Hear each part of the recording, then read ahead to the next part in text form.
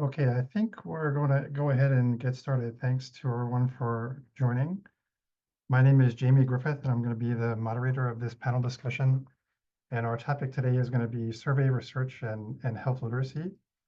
So I'm going to be talking to everyone along with the panel about how health literacy might affect survey assessment, but mostly in terms of research, but also in terms of clinical care. And so I'd like to first introduce our panel.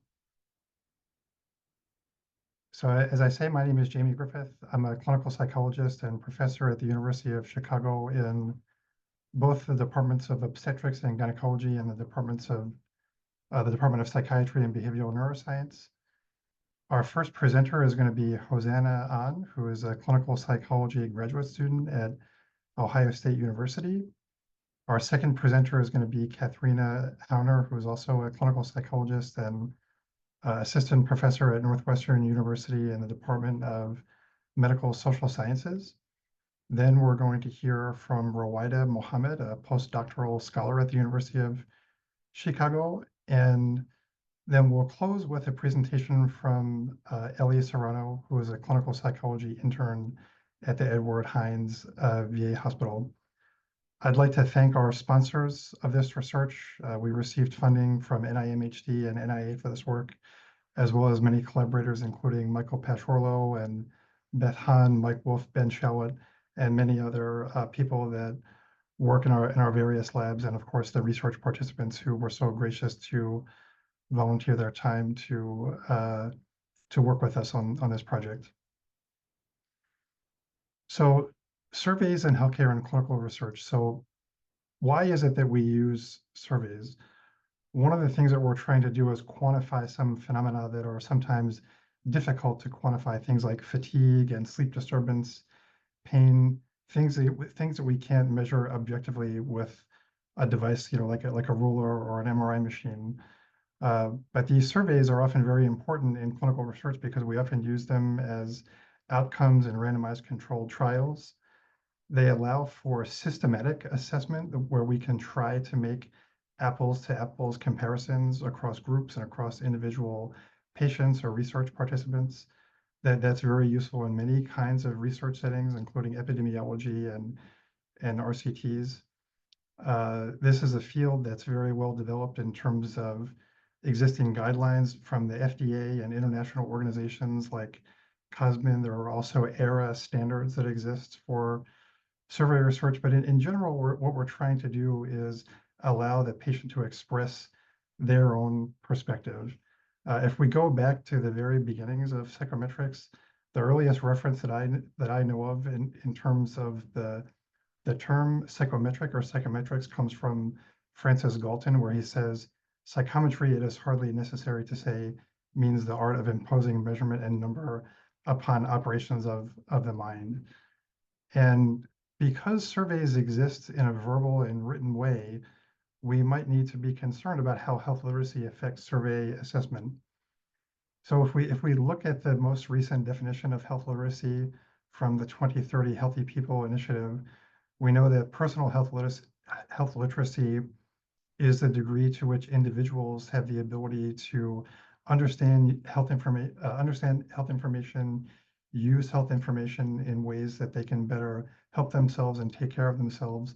And then there's also organizational health literacy, which is the responsibility of health organizations to communicate effectively with people across different levels of health literacy. And both of these things relate to survey assessment, because with surveys or questionnaires or patient-reported outcomes, we're trying to understand different health dimensions of the individual. And it's the responsibility of organizations, including researchers, to make sure that we're communicating effectively with our patients and research participants.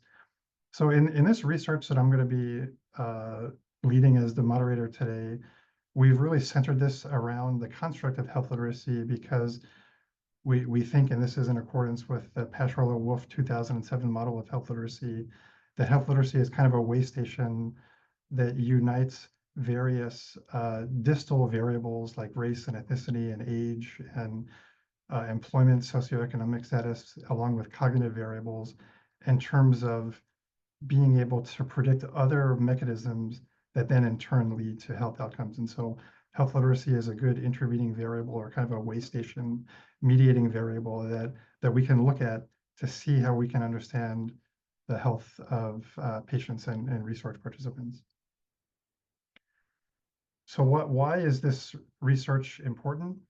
Well, written questionnaires on computers or via paper and pencil are ubiquitous in clinical research and clinical care.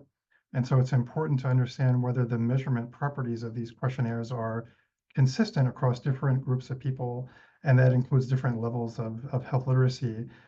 And revealing any inconsistency in psychometric properties of surveys, including patient-reported outcomes, may suggest some need for refinement or some alternate assessment strategies. So as an introduction to this research, I want to give the audience a very brief introduction to item response theory and differential item functioning, which are techniques that we're going to be using in this research to look at different surveys and see if we can learn something about how health literacy affects questionnaires. And so imagine that we're interested in a survey item that comes from the NIH Promise System. So something that says, in the past 7 days, I felt fearful. And the response options that are shown to the respondent are never, rarely, sometimes, often, and always. And we're trying to use this item to understand the person's level of anxiety. We might develop a factor model where we have different items that are connected to anxiety by way of a regression relationship, where each of these arrows represents a regression. And there's different kinds of regressions that we can use. And basically our job in this kind of model is to see if we can understand how strongly an item is related to a construct. And so this is done often with item response theory analyses or factor analyses. And we can look at a model like this across two different groups. And so we could fit a model like this in, let's say, older or younger participants, or people with low versus adequate health literacy, or people who identify as men versus women, to begin to understand how these models may differ across groups. And to the degree to which they do differ, that might suggest that there are elements of the measurement that is inconsistent. And so we might not be able to make as easily apples to apples or fair comparisons across groups. And so this is really the basis of differential item functioning. And so in the context of item response theory, what we're doing is we're placing along the x-axis something like anxiety. So in the item response theory literature, theta is often used to represent the construct that is under study. And if we have an item like this, where we have these options of never, rarely, sometimes, often, and always, we can try to fit a model that gives us the probability of response type for this question as a function of the person's level of anxiety. And that's what we see here in these different trace lines. This example comes from an article by Choi et al. From 2011, where they are presenting an R package to do this differential item functioning analyses. And we're looking at the probability of response type for different response options across different levels of anxiety for two different groups. In this example, the black lines represent younger subjects, and the red lines indicate subjects that are 65 years and older. And what we're looking for is to see whether these curves differ across the groups, and to the degree to which they do differ, it's indicative of some differential item functioning analyses, or some it's indicative of differential item functioning or some inconsistent measurement across groups. And we have 3 different trace lines in this example, because sometimes the response options need to be collapsed due to low frequencies. And so in this example, never, rarely, and then sometimes, often, always are treated as one group. And so we have 3 trace lines. And so in this symposium, we're going to be exploring differential item functioning across different questionnaires that assess pain, depression, and sleep disturbance. And we're also going to be looking at some associations between different screening tools for health literacy and demographics vis-a-vis a performance-based measure of health literacy. A lot of the measures that are going to be presented in this study rely on what's called a talking touchscreen methodology, where we present questions on a screen and the respondent has the option to have the text read aloud to them in case that is helpful to them. We randomized participants to receive either this talking touchscreen or a paper pencil version. We counterbalanced the order of the questionnaire assessment to be forwards versus backwards. And most of the participants were recruited from in and around Chicago and Boston. They were all 18 years of age or older, and they included both English and Spanish speakers. Our primary measure of health literacy was a performance-based test called Health Lit, which includes 14 multiple choice items that are in different item types that include prose types, document types, and numeracy types. The measurement model is based on item response theory, and some early differential item functioning analyses show that you could produce equivalent scoring in both English and Spanish, and there is a validated cutoff for this measure. This measure was validated against the TOEFL. This is just an example of what one of the items looks like. And so if I can play this video. Let's see. I'm having a little trouble playing this video. Thank you very much for being in this study. But you can see that there's like a little play button where the Practice person is able to push questions. play and have questions read aloud to them. And so this was made available for all the Thank you questions very in HealthLit and all of the surveys that were used in the study. And this is just an example of what one of the items looks like. And so in this question, the person is presented with an item that says, after a medical test or procedure, you should get the results. Ask whether you will get them in person or by phone or mail. Also ask when you will get the results. Do not assume that the results are fine if you do not get them when expected. If you do not get them, call your doctor. And here, the correct answer is you should obtain all of the test results. And so this is the format of all of the HealthLit items. And just to quickly show that these were made available in both English and Spanish. So I mentioned earlier that we're going to be looking at item response theory analyses, mostly based in an R package called LORDIF, which uses logistic regression and item response theory to assess how group membership affects the probability of response type. And we're also going to be showing some factor analyses that were done in Lavon. This is another R package. Just to tell you a couple other things about what LORDIF does, the item response theory model that it uses is the graded response model. It focuses on effect size measures for interpretation. And so we mostly focused on the default measure, which was the McFadden pseudo R squared. So this is an analog to the linear regression R squared, but has been adapted for logistic regression. It uses Monte Carlo simulation methods to create a null hypothesized distribution of no differential item functioning by shuffling participants into one group versus another. And this allows one to focus on effect size measures for identification of differential item functioning analyses. And it compares 4 different models that include just a person's level of a construct like anxiety on the probability of response type. So that's model 1. And then models 2 and 3 include main effects and interactive effects of group membership on the probability of the outcome as a way to identify differential item functioning. And this is just another example of what the results will look like. To the extent that these curves overlap with one another, that would be suggestive of no differential item functioning. And to the extent that these curves have different locations and different slopes and potentially different forms, that's indicative of differential item functioning, where the survey item might not be functioning in the same way for one group versus another. So I look forward to seeing your questions in the chat, or you can also email me later with questions. I'm now going to turn it over to Hosanna Ann, our clinical psychology graduate student from Ohio State, to give her a presentation. So Hosanna, I'm going to unshare, and hopefully that will allow you to share next.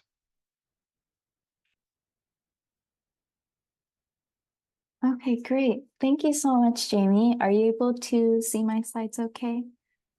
Yes. Okay, perfect. Well, thanks again, Jamie, for the wonderful introduction. Hi, my name is Hosanna On, and today I'll be going over some work I've been working on with Dr. Griffith and Melissa Marquez on pain intensity and pain interference by health literacy. So just for some background, low health literacy has been associated with poor health outcomes and poor use of healthcare services. And when looking specifically at pain and health literacy, there has been associations with greater pain intensity and interference in some patient populations with low health literacy. And so, for example, some patients with low health literacy, they may have greater difficulty understanding how to manage their pain, as well as the type of beliefs they hold about pain. So, for example, some patients may believe that they don't really have much control over their pain, or that their pain is controlled by external factors. So going back to the methods, I know Dr. Griffith touched on it a little bit earlier, but we use the health lit measure to group participants into either adequate or low health literacy. And we also recruited participants from the community who are 18 years or older, and we recruited both English and Spanish speakers. And all participants completed health surveys using either the paper pencil format or using the talking touchscreen format. So on this slide here, we have the items showing pain interference from the PROMIS 57 profile. And the items have a response item set going from not at all to very much. And they include items that are along the continuum of how much pain interferes with your life. So for example, how much does pain interfere with work around the home? How much does pain interfere with your household? Chores, social activities, enjoyment of life. We also had one item about pain intensity, and we didn't look at differential item functioning for pain intensity because we had one item, but we did examine some of the mean differences in pain intensity across health literacy. It's also worth mentioning that there has been some other analyses of differential item functioning by language for pain interference. And so in one study by Paz et al., they looked at diff in Spanish versus English, and they found that only one of the 41 items in the whole pain interference item bank was shown to have differential item functioning, and that one item was not included in our pain scale. And then, if you're interested, that study was published in Quality of Life Research. And then it's also worth noting that in our own data, looking at differential functioning by language, we also didn't find any differential item. We also didn't find any diff, and so we decided to combine both English and Spanish speakers for these analyses.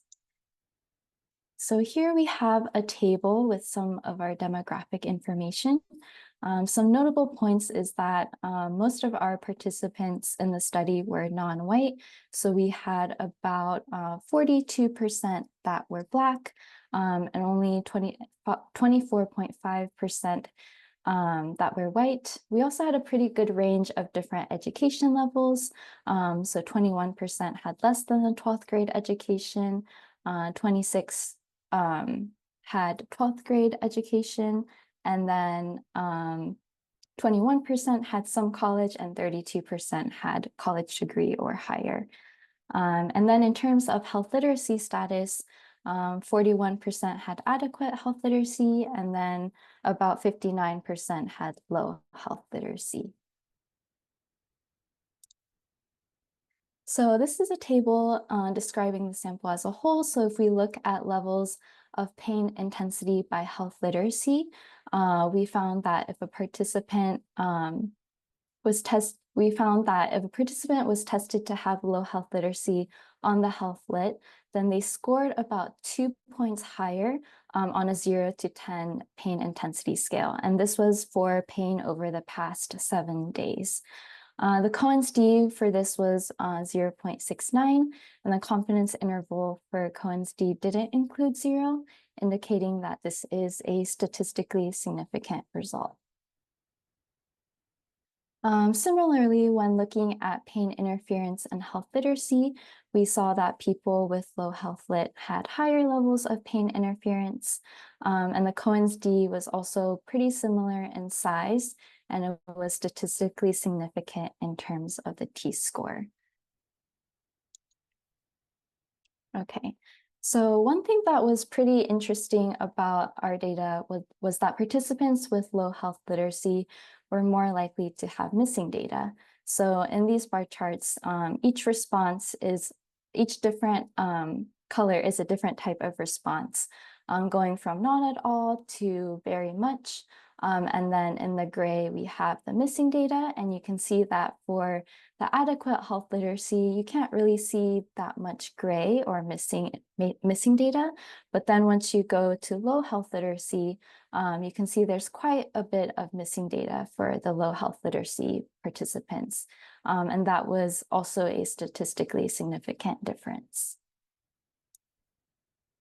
We also used the Monte Carlo simulation to determine whether the level of observed differential item functioning was unusual. And we found that no items were flagged for differential item functioning by language. And then we also found that there was no differential item functioning in any of the 8 items. And when we looked at multiple group factor analyses in Lavon, we found that the magnitude of the factor loadings were very consistent across adequate and low health literacy, which is consistent with a lack of diff. So here we can see that in these factor diagrams, we have adequate health literacy on the left and low health literacy on the right. And we can see that the factor loadings on the left are all pretty consistent with the factor loadings on the right. And they're all quite large, indicating a sound one factor model in both groups without much evidence for differences. In terms of limitations, we did focus on a performance-based test of health literacy. And so this might be different from self-reported health literacy. So when, for example, when a person reports how much difficulty they have in understanding healthcare-related information. And I believe Ellie is going to touch on this a little bit later. So that's something you can look forward to. Another point to consider is that all of our participants were recruited from an urban setting, Chicago or Boston. And so, and it was also a non-clinical sample. And so this may not generalize well to other populations. It's also unclear why health literacy is associated with pain. So that's a direction for future research. In terms of addressing the missing data, so for participants that may have difficulties with surveys, moving forward, we could have coordinators reading the questions or utilizing an interview format as opposed to doing a questionnaire to kind of address the missing data that we saw. So in conclusion, to wrap up this talk, people with low health literacy had more pain intensity and pain interference. There's also slightly more missing data, but for the most part, measurement properties were very consistent across levels of health literacy, and we saw no evidence of differential item functioning by language. Great. Well, if you have any questions, feel free to put them in the chat. And I believe Katharina will be going next, so I'll hand it off to her. Thanks so much. Yeah, thanks so much, Fazana. I think we have, maybe we're pretty on schedule, so I think we have maybe 5 minutes for questions. If anyone wants to post any questions in the chat.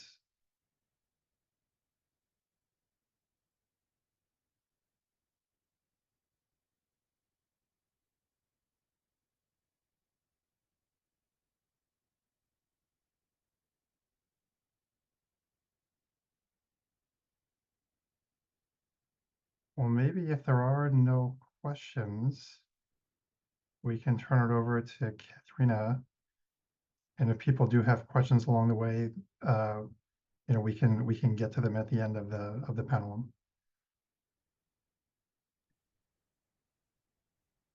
I don't see any questions in the chat. I don't know if I'm having some technical issue or not, but Yeah, I'll ask a question, Hosanna. I'm not sure if this was covered or not, but how the groups were split into low and adequate health literacy.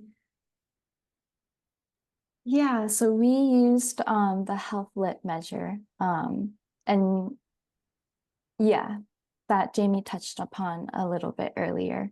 So if you recall, there are like screenshots of where participants had to read like a situation and then kind of like based on the question, fill out what they thought was appropriate. And then based on the results of that, they were grouped into the two. And Katrina, just to give you some additional detail, there's an article where Noel Schlesinger is the first author.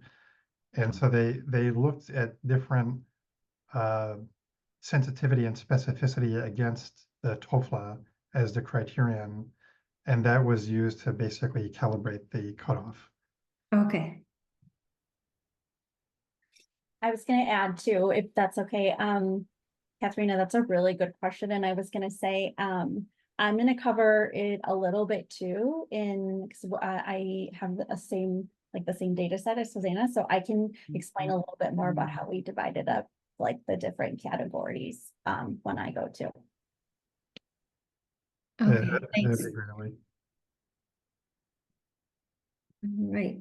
Any other questions before I share my talk? No. Okay.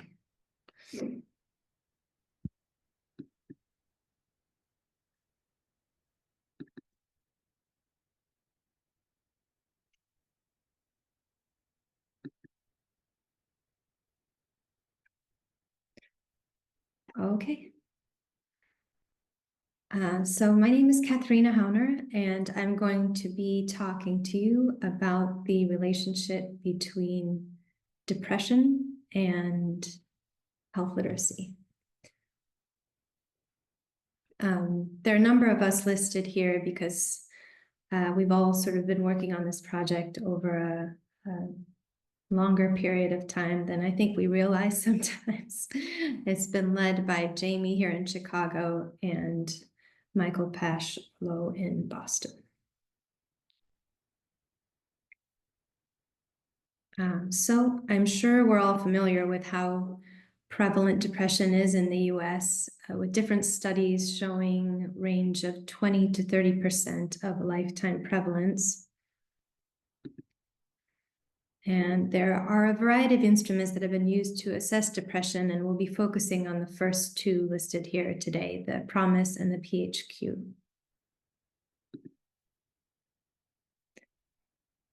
So qualitative work in item development is quite time intensive, and it's not always directed at vulnerable populations. So despite the well-documented reliability and validity of these instruments, some items may remain confusing or difficult to interpret among vulnerable groups. And one recent example of this involves a paper and process that's being worked on by Jamie's group, showing that one of these vulnerable groups includes adults with lower levels of education who seem to respond to some depression items differently. More on that in the coming months.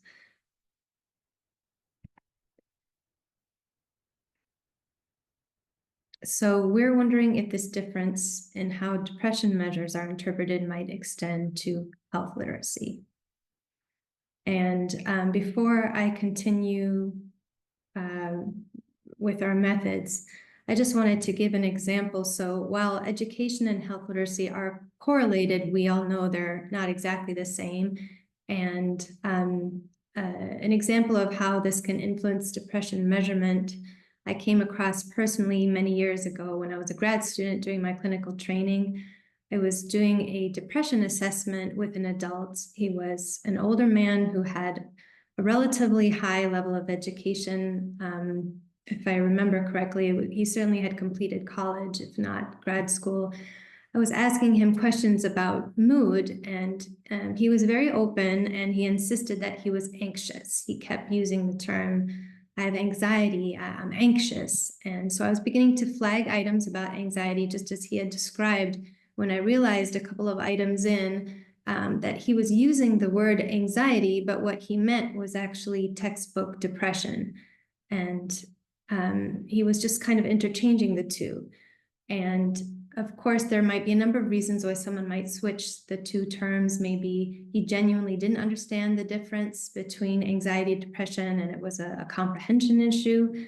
Maybe it was kind of a social stigma issue. Maybe it was neither, and he was just used to an entirely different vocabulary to describe mood, and for whatever reason, the term anxiety felt more appropriate. I'm not sure what his reason was, but I remember being very surprised by how confidently he described having anxiety and using that term over and over, despite having very classic depression and no anxiety. So again, very well educated, not to mention articulate and open, and really a perfect example of why health literacy, in this case, mental health literacy, is so important to assess. So it's not always obvious at face value where someone might lie on the health literacy scale. Okay, so here it's important to mention that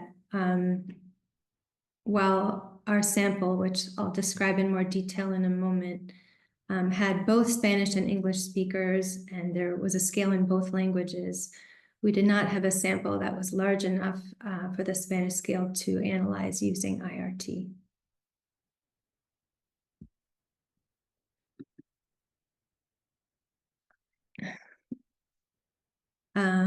So the two scales we looked at were the PROMIS scale and the PHQ.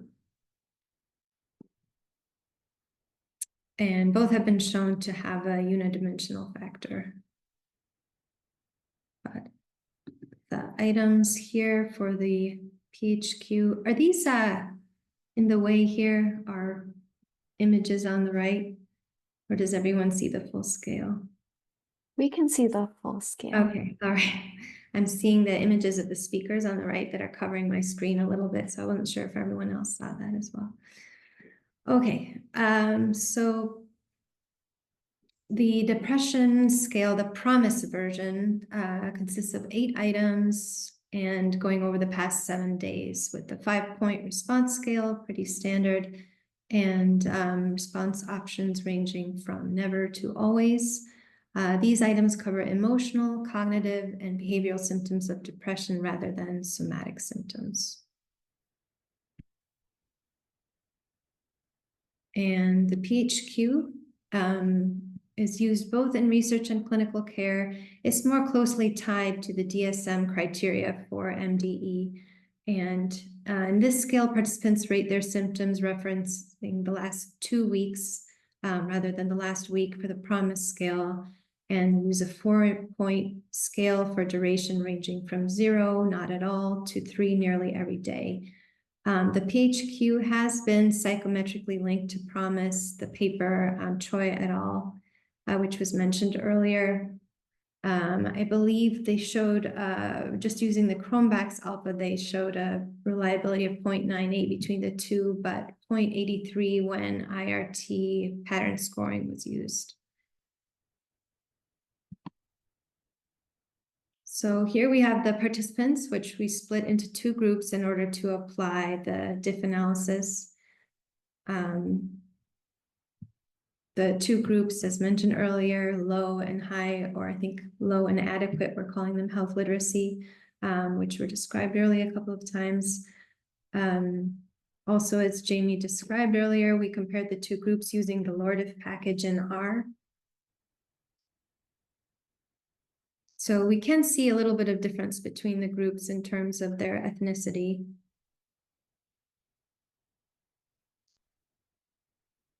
As well as their education. So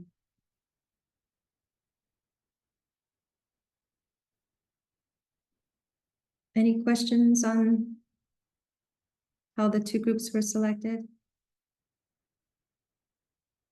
Okay. So first, the 2 groups were compared: the lower health literacy in blue on the right and the higher health literacy in red on the left. Those with low health literacy in blue had slightly higher depression scores when the PROMIS measure was used.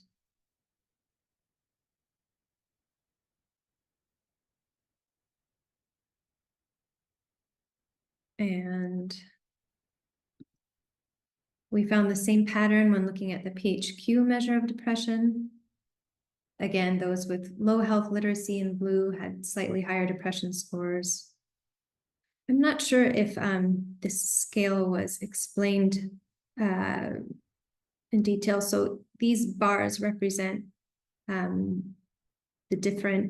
low end of the scale versus the high end of the scale. The different possibilities for a total score. Okay, and now for the diff analysis results. In the first set of analyses, comparing PROMIS items between the two groups showed no significant differences between the two groups on any of the 8 items. Again, using the LORDIF package in R. But the PHQ showed different results. So here we found 3 items flagged for differential functioning. The first item, little interest or pleasure in doing things. The second was moving or speaking slowly, or the opposite, being fidgety or restless, the psychomotor retardation or agitation. And then the third item that showed differential functioning was the suicidality item.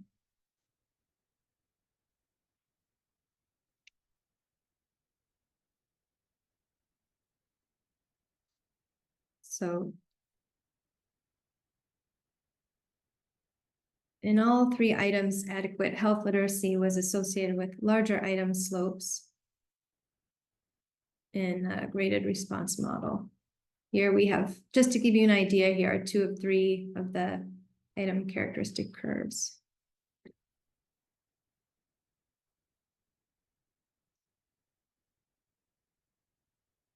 You can see how Jamie was mentioning earlier that there is an overlap between the 2 groups. So that's what you would expect to see if differential functioning was identified.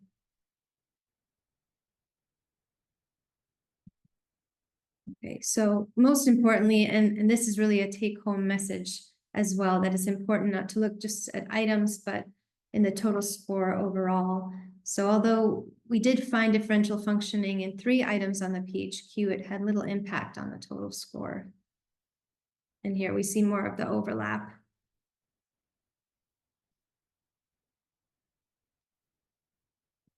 Between all items, that's the total score, and then just the diff items, no overlap.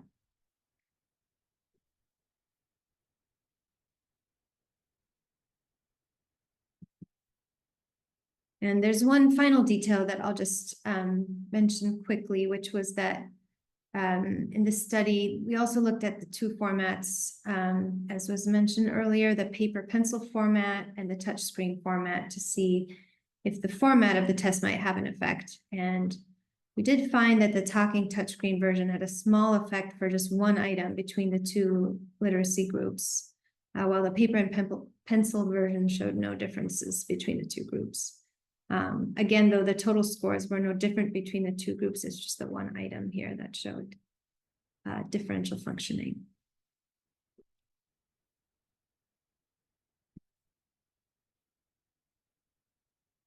So overall, depression was slightly higher in participants with low health literacy. This is kind of in line with the findings in education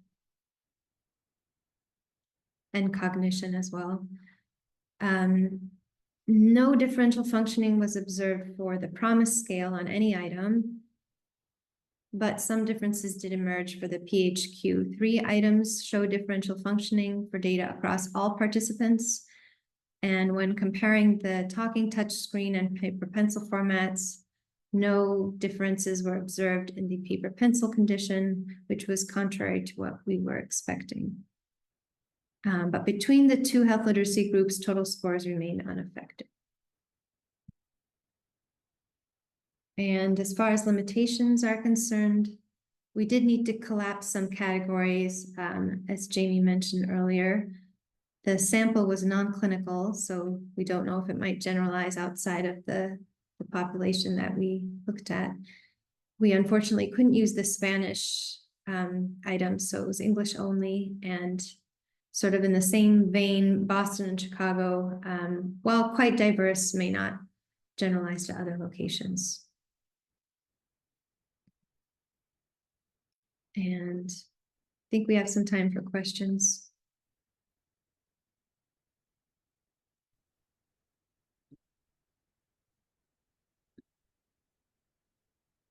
All right, we can move on to the next. Ruwaida, are you next?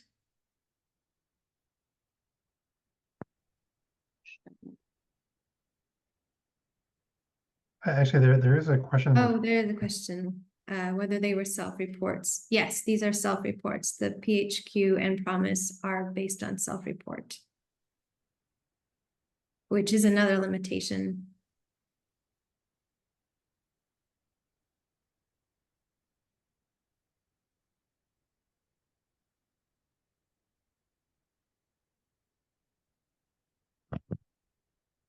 Should I start? Yeah, maybe just before you start, Rowena, there's a part 2 to the question, and so I think what what Valerie is asking about is whether these were non-clinical participants, so they were not assessed for a mental health diagnosis. So we don't have like structured clinical interview for DSM data on these participants, and so that would be something very interesting to look at in the future. We did talk about doing something like that in planning this study, but it just wasn't feasible in terms of other things that we wanted to look at, and so that's an interesting future direction. But yeah, we don't know what their diagnoses were.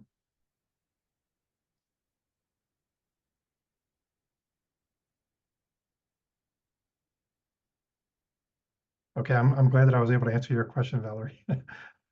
I think that's the only question for now. So Rowena, I think you can go ahead, and if there's more questions, we can discuss them, as part of the open discussion.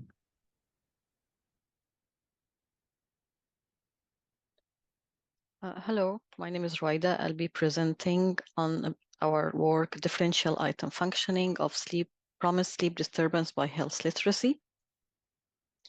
So initially we intended to analyze the Spanish and English versions of the questionnaire. However, we find diff by language, and the sample size of the diff version was too small to be analyzed using item response theory. So we only ended up analyzing the English version. One important aspect of item response theory is that it requires the scale to be unidimensional, meaning that all the items are measuring one underlying construct. However, in the literature, there is no consensus on the unidimensionality of PROMIS sleep disturbance. Some support the unidimensionality using one-factor model, confirmatory factor analysis. Another paper suggested that the scale is two-factor, meaning that it has two independent and distinct constructs. And another studies supported or mentioned that it has sufficient unidimensionality using a bifactor model. Just to explain briefly what is bifactor model. In bifactor model, there is, as depicted in the graph, the figure here, there is a general factor that explain the intercorrelation between items, and there is also group factor that takes into account the item covariation separate from the general factor. And if the loading on the general factor is higher than the loading on the group factors, this will be used as evidence of sufficient unidimensionality. So in the literature, there are papers that argue that it is unidimensional or have sufficient unidimensionality, or it is two-factor model. As mentioned earlier, we recruited patients from Boston and Chicago, and to participate, the adult has to be 18 years or older, speaking either English or Spanish, and be able to provide an informed consent. A participant who have cognitive or sensory impairment. Do we need to answer the question? There is. Oh, I don't see a new question in the chat, Rowena. Someone raised their hand, but okay. Oh, yeah, if someone in the audience does have a question, please put it in the chat. I don't see the hand raised though. Okay. So we excluded participants with cognitive or sensory impairment, and the sample size we analyzed was based on 551 participants who completed the English version data.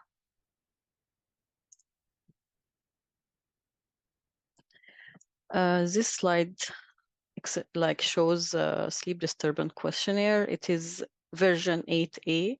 Sleep disturbance have multiple versions, and this is the version that we are analyzing. It measures sleep disturbance over the 7 years, the past 7 days, sorry, and it has 8 items. 3 items are reverse worded, the first item, the second items, and the last item. And it has also different response options, one from very poor to very good, and one not at all to very much. And it measures over 5-point rating scale. As mentioned earlier, we also measured health literacy using Health Lit with a cutoff point of 55. Our analysis is 2 parts. The first part is to examine the dimensionality of the questionnaire. So we run confirmatory factor analysis, and unfortunately, the fit indices indicated that the one factor model is not fitting our data. So we run parallel analysis to determine the number of factors that we need to retain, and then we run exploratory by factor analysis. After that, we run diff analysis using lower diff package in R, and to determine the cutoff point for the effect sizes, we use Monte Carlo simulations. This is results of the parallel analysis. In the x-axis, this is the number of components, and in the y-axis is the eigenvalue, which explains the amount of variance explained by each component. And in parallel analysis, the goal is to retain factors where the eigenvalues of the real data is higher than the eigenvalues produced from the simulated data. As you see in the first component or the first factor, it was much higher, and it was also higher than eigenvalue of 1, which is typically used as a cutoff point to retain factors. In the second factor, it was the real eigenvalues was slightly lower than 1. And also they were lower than the eigenvalues simulated from the principal component. That's why, but also they were slightly higher than the eigenvalues simulated by the factor analysis. So we have two evidence saying that it's not important to keep it, and another evidence from the principal component saying that it might be helpful to keep it. So despite that parallel analysis support one factor model, we also wanted to confirm that by a bi-factor analysis. And this is a bi-factor model we have. As we see, there is one general factor, and the loading is very high on all the items. And there are other 2 group factors, and the loading were relatively low, indicating that it has sufficient unidimension, which is a prerequisite to run the analysis, IRT analysis. This is the diff analysis. This is trait distribution, which is smooth histogram of the distribution of the score. Theta is the domain that we are trying, or the construct we are trying to study in that case, is sleep disturbance, as we see that the participants or the low health literacy group score slightly higher than the adequate health literacy group. 3 items out of the 8 were flagged for diff. The first item is the first item actually in the scale, which my sleep quality was. As we see here, this is item characteristic curve. Theta is a construct we are measuring sleep disturbance, and the y-axis is the item score. And you can see that the slope of the curve for adequate health literacy is steeper, indicating non-uniform diff, meaning that the participant respond differently depend on their level of the construct. For example, at lower levels of theta or at lower level of sleep disturbance, the low health literacy group tend to score slightly higher than the adequate healthy group.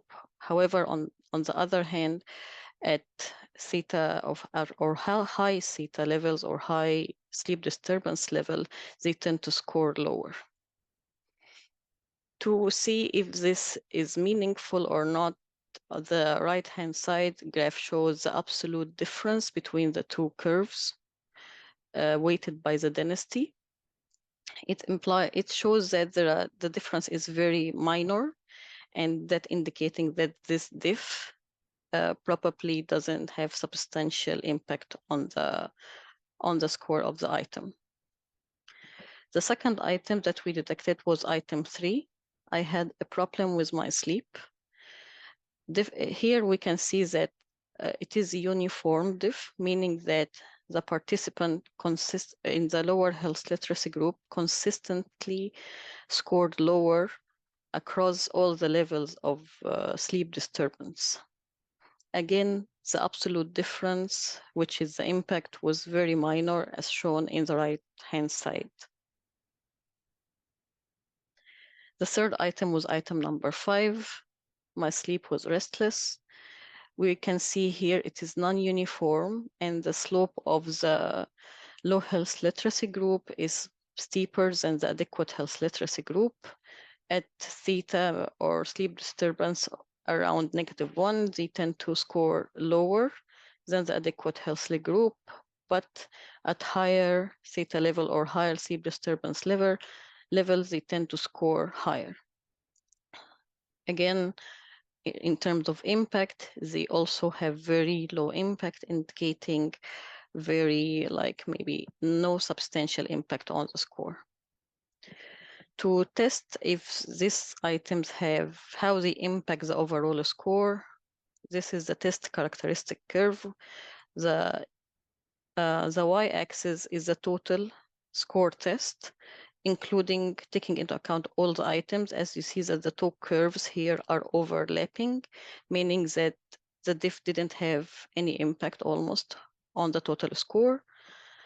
But also on the right-hand side, we can see that this is the total score of diff items only. So this is the total score of the 3 items. In most cases, they were overlapping except at lower level of theta, which is lower level of sleep disturbance, where low health literacy group tend to score slightly higher. However, as we see again on the left-hand side, that didn't impact the total score. So in conclusion, PROMIS sleep disturbance showed sufficient unidimensionality. The observed diff wasn't substantial enough to impact the overall scale score, and sleep disturbance was slightly higher in participants with low health literacy. The strengths is, I believe, using Monte Carlo simulation have its benefits rather than having a theoretical cutoff point, as it takes into account the sample size and also the frequency of item endorsement. The limitation is that we didn't use clinical sample, We only analyzed the English version. Again, the participant from urban cities like Boston and Chicago may not be generalizable to other areas such as rural areas. Any questions?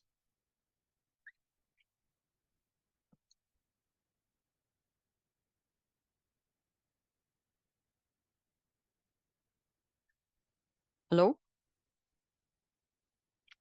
Rowena, thanks so much for the presentation. I think we have time for some questions. I have a question. So you mentioned that with sleep disturbance in the literature that some other people have found possibly multiple factors of sleep disturbance.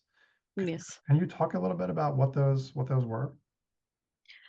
So actually, this paper found that the negative reverse worded items constitute or form up one construct or one domain, and the positive worded items made up the other domain. And this is actually could be due to something called like I think methodological factor, where the keying, which is how the wording of the positive or negative wording of the items can impact or make artificial domains that are not originally existing. Okay. That makes sense. So part of it is like a methodological issue with some items being reversed, essentially. Also, there is a question in the chat. So, Rowan, I'm going to let you take the question first, but then maybe all of us on the panel can answer the question if we have some ideas. Do you think?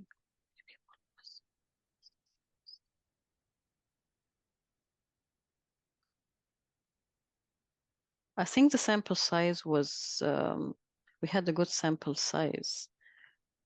Do you mean like, is the question how many was in each arm, how many was in the low health literacy and the adequate health literacy? I think the question is about the usability of the health measures. So I can talk about this a little bit and then maybe people can chime in. So I recently just moved to the University of Chicago. And when I started seeing patients, I started using Epic for the first time. Previously, because I'm a psychologist, my clinical workflow, Epic is kind of overkill for some of it. And so I had to learn for the first time how to administer and send questionnaires to patients such that I could view the results and get the data integrated into their medical record. And I would say that I found the process helpful in the sense that there is a lot of usability built into Epic, although not everyone uses Epic. Although there are still some things that I haven't been able to figure out so easily in Epic in terms of how data flows, let's say from like my chart messaging directly into the person's chart. And so I think there is a lot more that needs to be done in terms of the usability for the clinician. And then for the patients, what I found is that even for patients who are like registered MyChart users, sometimes they don't always read their MyChart messages or they don't have time to fill out the questionnaires. And so the usability is definitely a barrier. And I think also a barrier can be patients maybe not understanding like the value of the information. And so that's something that I always talk to my patients about. I always say to the patient, I'm going to ask you to fill out some questionnaires. I really am going to look at the data and then talk to you about the results. And we'll talk about how this is going to be related to your treatment. So Dr. Mortimer, I don't know if that answers your questions. Maybe Ellie, I know that you're seeing patients in a different setting in the VA right now. I don't know if you want to talk about the usability of self-report questionnaires in the VA setting. Yeah, so far I was gonna say, I don't know that I've seen a lot of like any like health literacy based self-report, but I do see it a ton, of course, in clinical, like in all the clinical settings that I've been on rotation wise, where people answer questions about at least, depression and anxiety. I do think that to answer Dr. Mortimer's question, I do think that if at least in the VA setting where, I mean, based off of our population, a lot of, unless someone entered, you know, like the military when they were on the younger side and then went to college after, for the most part, based off of even just like that, like universal precaution, I do think that health literacy typically seems to be on the lower end. So I do think that if organizations like, for example, in this case, like a VA hospital made the health material more usable, then I do think that there would be some changes in the scales. I think if people would have a clearer understanding of like the difference between the symptoms, even especially like for Dr. Hauner's example too, or someone was confusing anxiety and depression. I feel like I see that a ton too. Yeah, I think those are great points. And it also looks like, you know, Dr. Mortimer is maybe highlighting the fact that like in Hosanna's talk, we saw that there was a relationship between pain interference and pain intensity and health literacy. We don't know what the causal direction of that is, but it might be the case that if we had some health literacy friendly materials about pain and pain management, that we might see lower levels of pain and pain interference. And so I think that's something that's definitely important.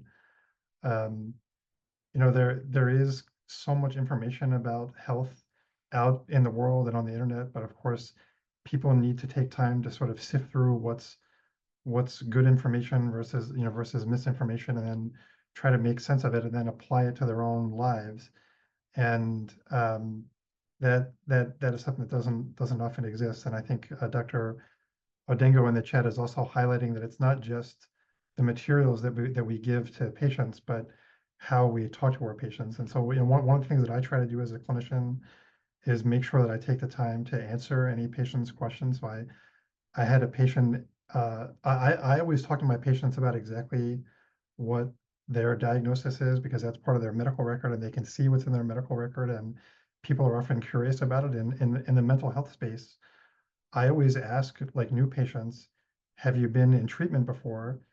And then I ask them, well, if you were in treatment, did you receive a diagnosis? And I would say the majority of time, people weren't told what their diagnosis was, or if they were, they don't know what it was. And so I always have that as part of my conversation with patients as a way to sort of, you know, make sure that I'm trying to resolve any confusion. You know, Dr. Osborne is also asking about whether this was actually the best sample to look at the relationship between health literacy and sleep, because people with low health literacy tend not to participate. In I very much agree with that point, that we need to do a better job of sort of reaching out into the community to get people to participate in research and have people develop trust in researchers. That's something that's very important, you know, here at the University of Chicago for sure. We did have more than half of our sample score in the lower end of health literacy in this sample, and this was by design a community sample as opposed to a clinical sample, because we wanted to be able to sort of reach out into the community to catch people that might not have a relationship with the healthcare system. As a function of participating in the research, we did talk to people about getting hooked up with healthcare and getting set up with a primary care doctor if they didn't have one. So we did try to make a good effort to do that. And so whether this is a good or a bad sample, it's you know, it's sort of is hard to say. And Dr. Osborne, I do very much agree that the statistical cutoff of low versus adequate health literacy doesn't tell us everything, and so there certainly is more work to be done.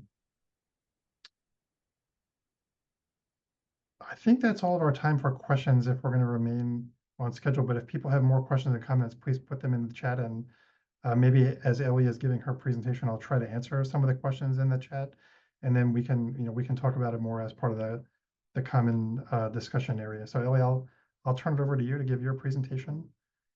If you want to share your screen and go ahead.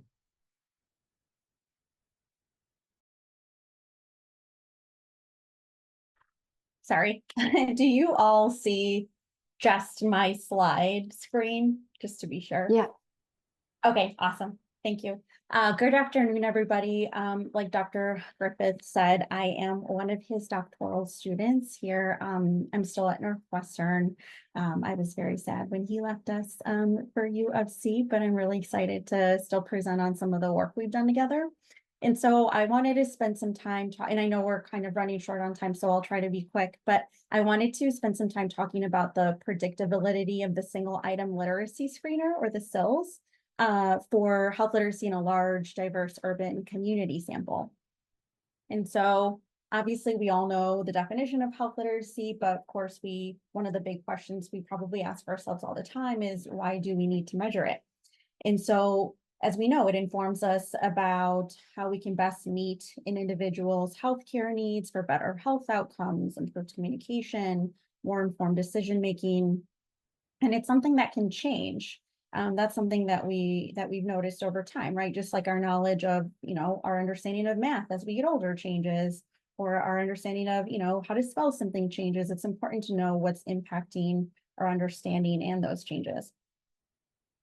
And so I do want to address time limitations via the SILS. And so this is the SILS question. So the single item literacy screener asks this question you see here on the screen.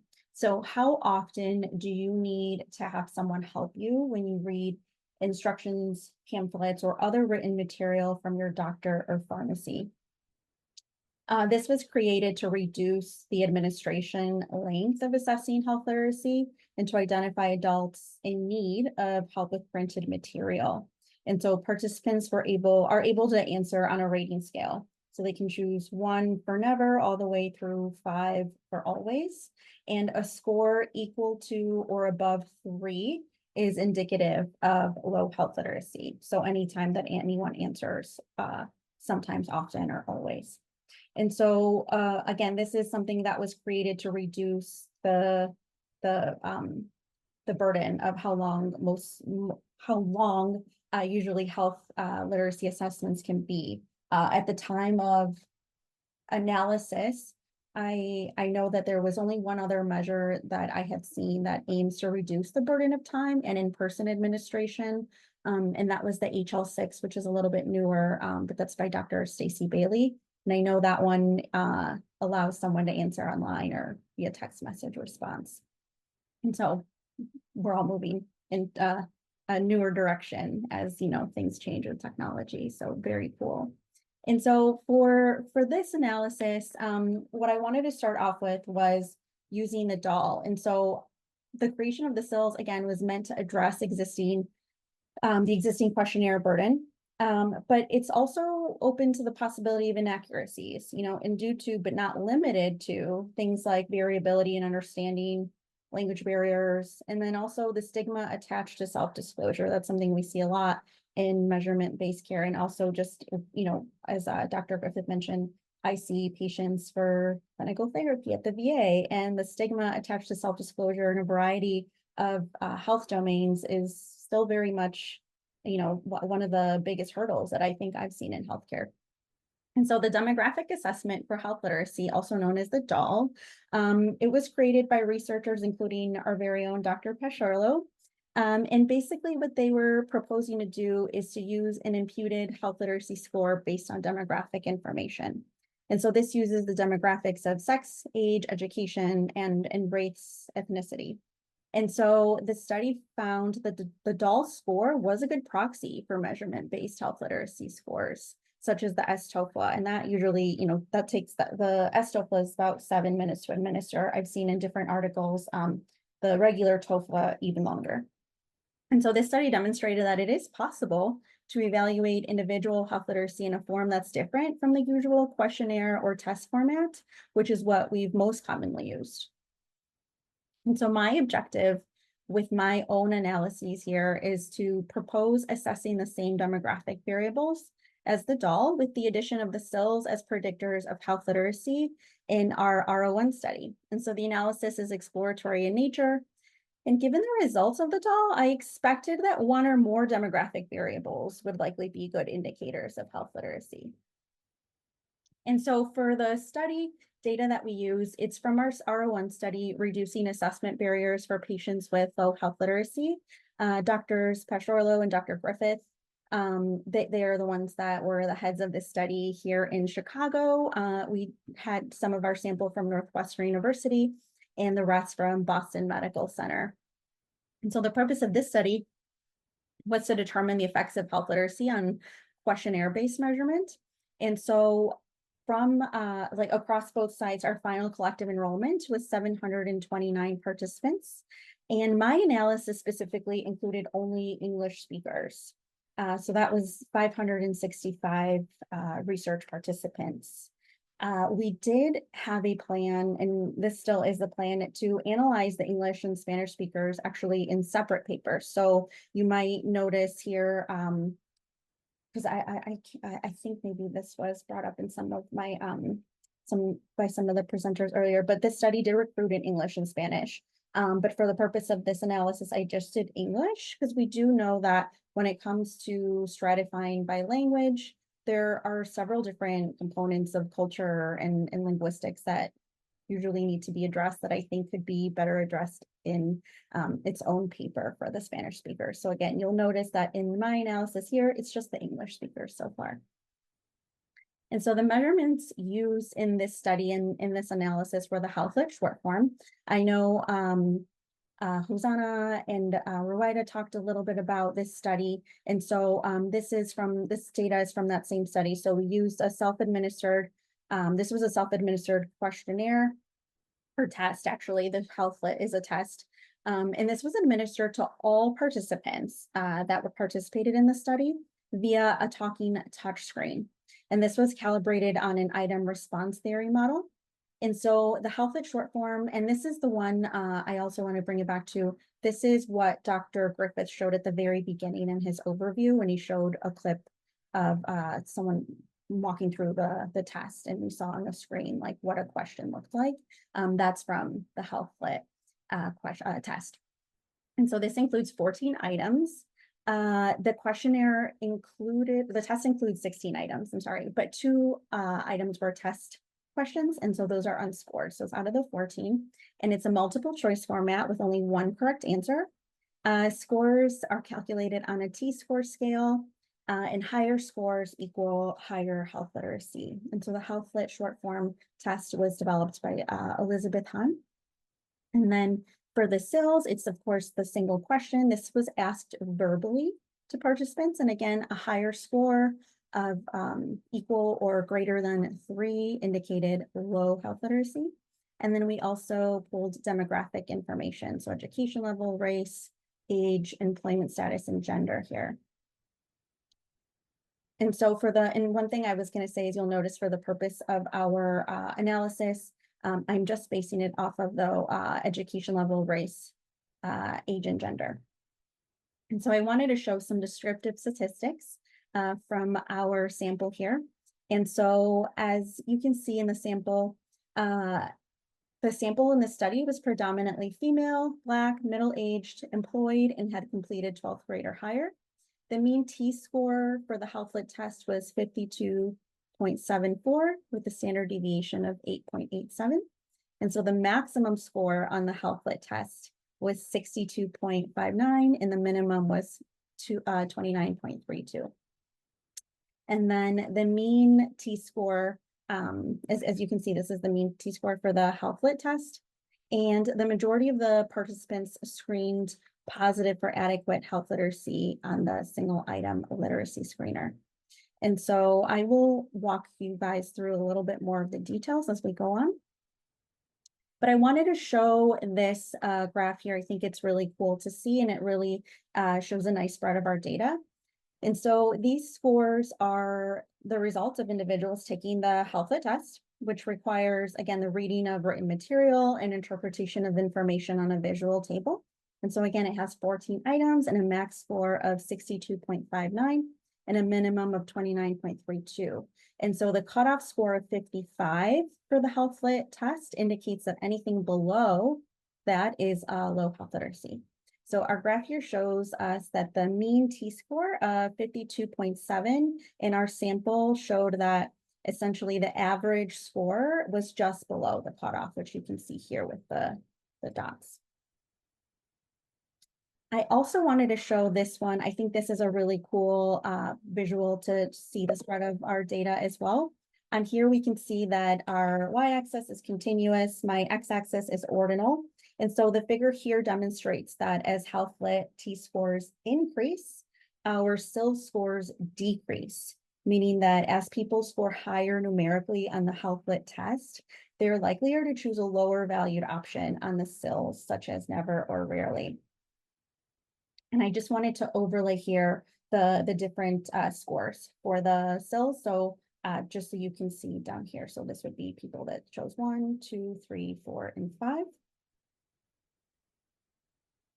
And then I also just wanted to go back really quick too. It's not on the screen, but my Spearman row was negative 0.38. And so again, further showing that it's a negative correlation here. And so these are the models that I created that I explored in the analysis. For the sake of time, I can't go through all of them, but I did want to show at least an example of what we worked with here. And so for the first 3 models, you'll notice they're all linear regressions and they're nested models, which means each one includes what was included in the previous one and then adding on something else. So as you can see, model 1, demographics only, model 2, I looked at demographic variables plus the SILs. For model 3, I did demographic variables plus the SILs plus interactions between the SILs and demographics. For model 4, we did a k-fold cross-validation using a training sample and a holdout sample. And then for model 5, we did a logistic regression. So I did want to show you the sample, I'm sorry, the second model. And there's a typo up there, I should say model 2 here, but this was the demographics and the SILs. And so model 2 was set up and run using the LM function and was built with the Health Lit T-scores as our dependent variable, and then with the addition there of the demographic predictors plus the SIL scores.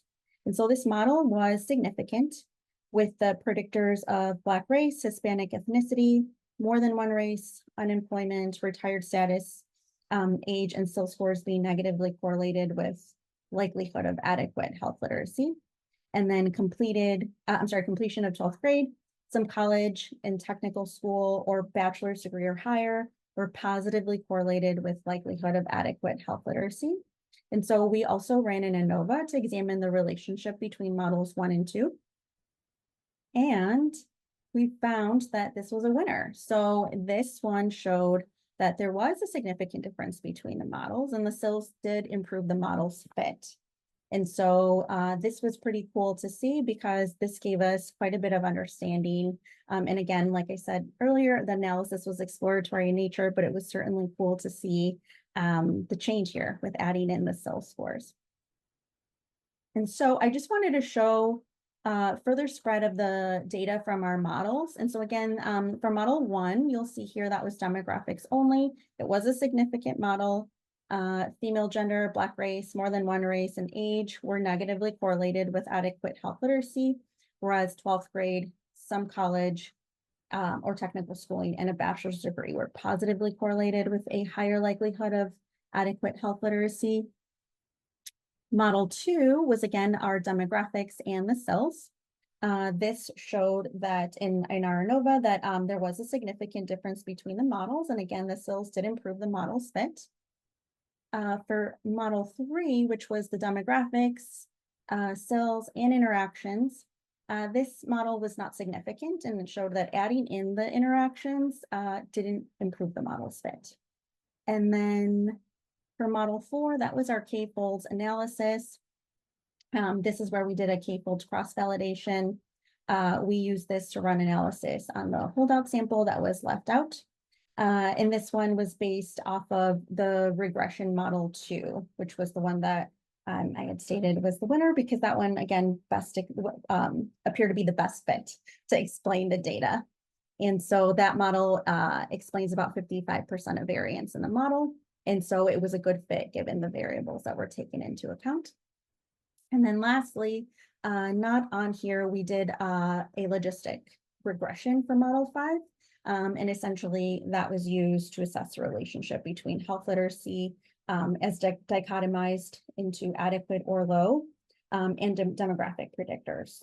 In that regression, we found that there were several variables that were significant as well. For example, that included Black race, education, completion of 12th grade, some college or technical schooling, and bachelor's degree or higher, and age. So compared to the reference group of white for race, it showed us that Black individuals had 1.5 higher likelihood of having low health literacy. And then for the education levels, compared to the reference group of less than 12th grade, it just showed us that individuals who had completed 12th grade or some college or technical schooling or a bachelor's degree or higher had 1.5, 2, and 3.8 higher odds of having adequate health literacy, respectively. And so I did want to show, just walk through some details from the conclusions here. So the analysis examined the degree to which the cells in the demographics, in demographic data influence health literacy levels in a community sample of adults. And so in this case, Health Lit is a more traditional method of examining health literacy. And we were able to see that demographic details or demographic details plus the cells could be a potential new option in interpreting someone's likelihood of a health literacy level. And so this analysis concluded that education level, rather than age, sex, race, employment status, or SOS score alone, is the best predictor of health literacy level. And this was consistently significant across all regression analyses. And of course, education plus the cells also being pretty helpful to use together.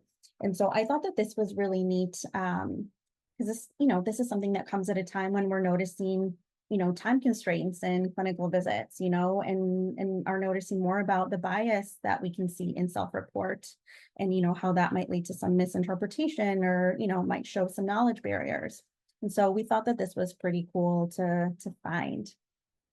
And then for our strengths and limitations to this study, or this analysis from the study, some strengths for that. This was a diverse study sample in an urban setting.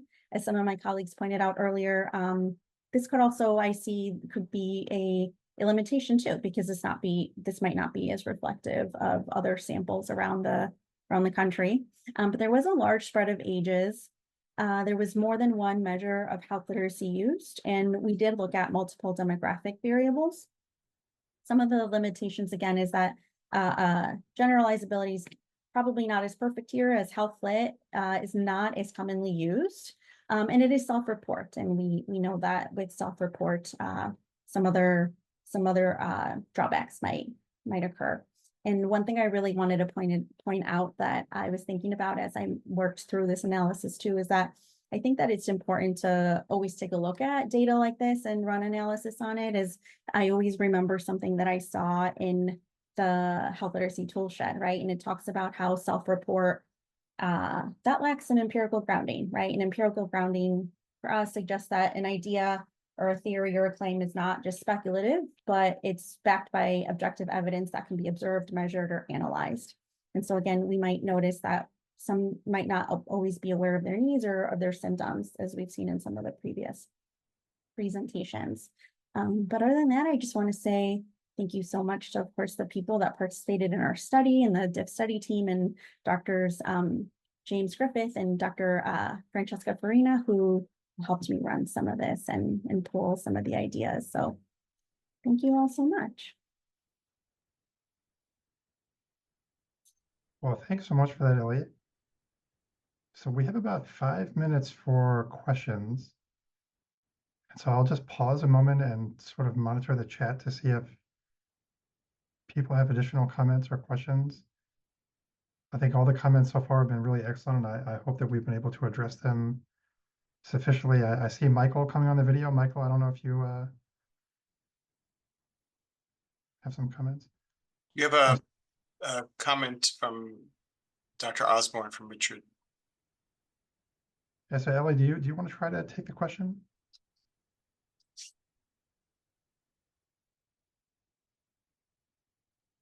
Oh, sorry, I was looking in the other Q&A box. 1 second. Yeah, I think that that's a good question, and we went back and forth on that. Usually, especially because, and this is something that we thought about for a while, having the inclusion of both English and Spanish speakers. For the purpose of this analysis, we ended up deciding to do 2 separate papers because we noticed that there's probably so much more that goes into analyzing the Spanish speakers, but I do think that for future directions, it could be nice to, you know, once I'm able to do the 2, to still analyze them together as well. So I do think that makes a lot of sense. This is especially in this country, we're all mixed in together when we're going to get our healthcare needs met, and we're mostly getting information in English. And so I think it would be fair to include everyone together. So I think that that's a good point. Maybe just to add on to this though, is that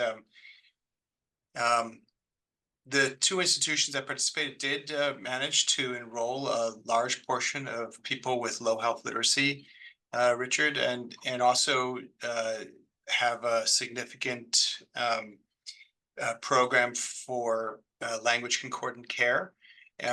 So with with Spanish speaking sets of clinics and stuff like that. So it's a little complicated, but actually I think that this data set does have a fair number of people with low health literacy. But again, it gets back to how do we validate what we mean by these concepts, and there's different ways of thinking about that. Mike Wolf had a really nice project once, In Search of Low Health Literacy, and where all the health outcomes were seated was like in the lowest 10%, at least in his analyses from that data set, which was like one of the earlier ones. But maybe the cutoff's different for every outcome that we're thinking about in that sense. Yeah, thank you for those comments, Michael. I mean, I think when we do research, we love to make cutoffs and say this person goes into that group versus this group. But I think that we all have an awareness that that is an oversimplification of the reality. And even categorizing people into English versus Spanish speakers is also an oversimplification. We had many people who were at different levels of bilingualism. And for people that spoke Spanish, we gave them the choice about which language they wanted to participate in. And so, but I think that's part of the fun of doing research, is trying to sort of wrap our minds around these complex phenomena in systematic ways. But the fact that we design a research protocol shouldn't blind us to the fact that the reality is often much more complicated. And so definitely, Richard, thank you for that comment. Thank you to the panel. I know you guys have been working on these analyses for some time, and looking forward to seeing them in their next phase. Now that you got through this presentation part of it, Richard's continued with this theme, but differentiating between domains and subsets of the concept versus like thinking about it as an attribute of a person. But I think it depends, Richard, on what you're using it for. Here, they're using it for analytic purposes, not like to design interventions, for example, and there are many other things. But thank you, everybody, for this panel, and looking forward to next steps. Members of the group, please, there's another panel still today. There's another session slot still today. There's a half an hour break, and then at 4:30 Eastern, whatever hour you're at, there's the next panel for today, and hopefully we'll see you in one of the rooms there. And there's also another whole session, a whole nother day tomorrow. So, and remember, there's also posters. You can go to the posters anytime you like. And on the posters, it says the email of the person. So since we're not in person, unfortunately, just email your questions to the posters presenters. Thank you, everybody else. Thank you, everybody. Thank you. Bye-bye. Bye-bye.